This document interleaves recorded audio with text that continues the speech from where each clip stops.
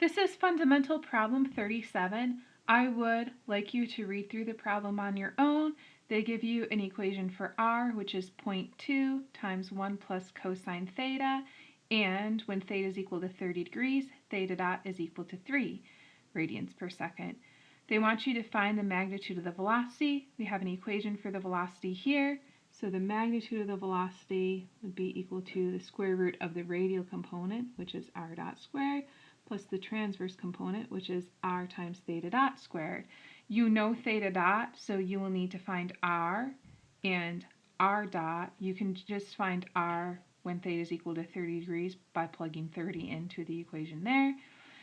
And to find r dot, you will take the derivative of this equation with respect to time, remembering that you have a theta here, so you need to use the chain rule, and then evaluate that equation when theta is equal to 30 degrees and theta dot is equal to 3, and then find the velocity, the magnitude of the velocity. You can pause the video now and do that, and then come back and watch the solution when you're done. So we have our equation for r, we plug in 30 degrees for theta, that gives us 0.2 times 1 plus the square root of 3 divided by 2, which is 0.3732. R dot, we take the derivative of r with respect to time. 0.2 is a constant, it comes along for the ride.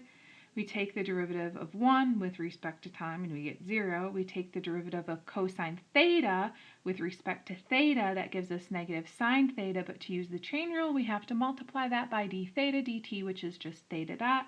We evaluate this when theta is equal to 30 degrees and when theta dot is equal to 3, and we get 0.2 times negative 1/2 times 3, which is negative 0.3.